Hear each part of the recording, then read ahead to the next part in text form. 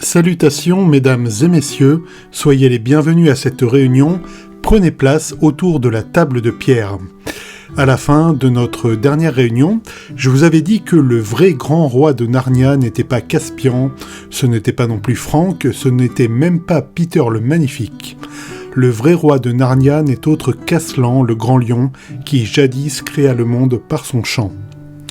Je vous propose aujourd'hui de commencer à aborder ce personnage merveilleux, le seul à apparaître dans les 7 tomes des Chroniques de Narnia. Il y a beaucoup de théories au sujet d'Aslan, nous allons en aborder certaines aujourd'hui. Chers amis, ne soyez pas étonnés si tout n'est pas révélé aujourd'hui même. Aslan est tellement important dans les Chroniques de Narnia que bien des vidéos lui seront consacrées. En fait, Aslan ne nous est présenté réellement qu'une seule fois dans les Chroniques. Le reste de ses qualités et attributs se déduisent de ses propres actions au fil des romans. Cette présentation a lieu dans un moment que j'aime particulièrement, le repas des enfants Pevensie chez un couple de castors dans le livre Le Lion, la sorcière blanche et l'armoire magique. Peter, Suzanne, Edmund et Lucy ne connaissent Narnia que depuis très peu de temps. Ils ne connaissent donc pas Aslan. Leur réaction est très marquée à la simple évocation de son nom qu'on lit pour la première fois. Voici ce que dit la chronique. Castor ajouta en chuchotant « On dit qu'Aslan est en route, qu'il est peut-être déjà arrivé. » Un phénomène très curieux se produisit alors. Pas plus que vous, les enfants ne savaient qui était Aslan, mais dès que le castor eut prononcé son nom, chacun se sentit complètement différent. Fin de citation. Dans le livre, cette scène se situe avant le fameux repas chez le couple de castors. Le film de 2005, sans doute dans un souci de simplification du script, a inclus cette scène dans le repas. Alors, ça semble un détail, mais dans le livre, c'est l'évocation magique du nom d'Aslan qui donne la conviction aux enfants qu'il faut suivre le castor. En gros, dans les livres, Aslan est moteur de la vocation des enfants avant même de les rencontrer. Hormis ce détail qui n'en est pas un, le repas chez les castors se déroule à peu près de façon identique dans le livre et dans le film.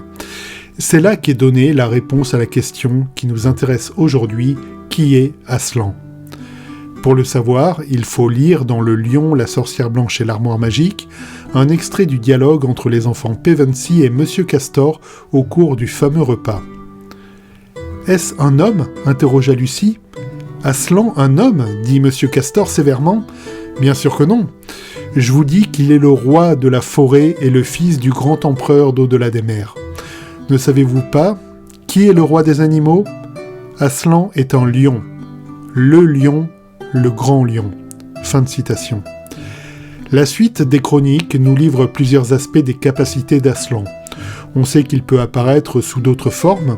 Par exemple, à la fin de l'Odyssée du Passeur d'Aurore, il se manifeste tout d'abord sous la forme d'un agneau devant Lucy, Edmund, Eustache et Caspian. Hélas, l'adaptation au cinéma saute ce passage pour arriver directement à la conclusion dans laquelle Aslan a sa forme de lion bien connue. C'est dommage, car il s'agit d'une référence biblique assez claire. En effet, Jésus est appelé l'agneau de Dieu dans le Nouveau Testament. Il est aussi appelé le lion de la tribu de Juda dans le livre de l'Apocalypse.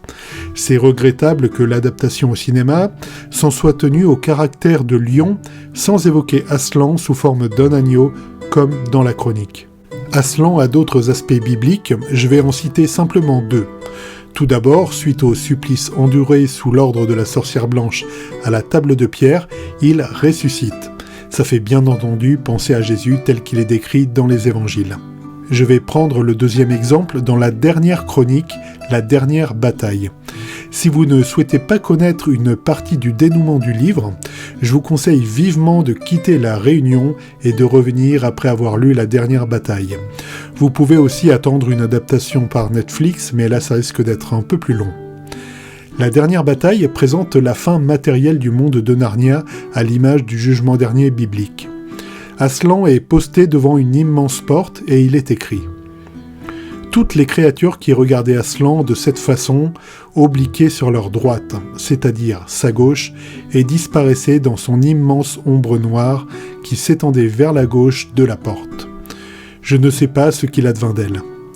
Mais les autres regardaient le visage d'Aslan et l'aimaient, bien que certaines eussent eu en même temps très peur. et toutes celles-là entraient par la porte, par la droite du lion. On peut donc se poser une nouvelle fois la question, qui est Aslan ? Beaucoup d'éléments semblent indiquer qu'il s'agit d'une allégorie de Jésus lui-même. C'est une des thèses les plus populaires sur le personnage d'Aslan. Chers amis, au risque de vous décevoir, l'auteur des chroniques lui-même, C.S. Lewis, dément cette interprétation allégorique. Voici ce que C.S. Lewis écrivait dans une lettre rédigée en 1958 en réponse au courrier d'une de ses lectrices. Par allégorie, j'entends une composition picturale ou littéraire dans laquelle les réalités immatérielles sont représentées sous une forme physique empruntée. Par exemple, chez Bunyan, un géant représente le désespoir.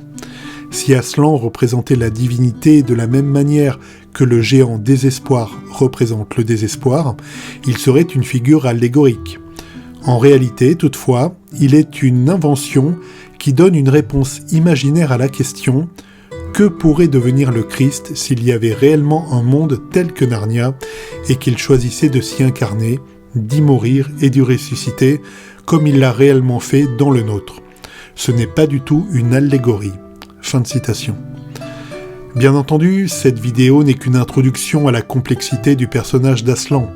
Il s'agissait ici de poser quelques bases que ne donnent pas nécessairement les adaptations au cinéma. Si vous souhaitez en savoir plus sur l'importance du christianisme pour l'auteur de Narnia, je vous laisse dans l'écran de fin une vidéo qui retrace la carrière de C.S. Lewis. Chers amis, je constate que le soleil est déjà bas sur l'horizon. C'est déjà la fin de notre réunion, je vous invite donc à quitter la table de pierre et à reprendre le cours de votre vie. Soyez certains d'une chose, on se reverra, Narnia n'en a pas fini avec vous.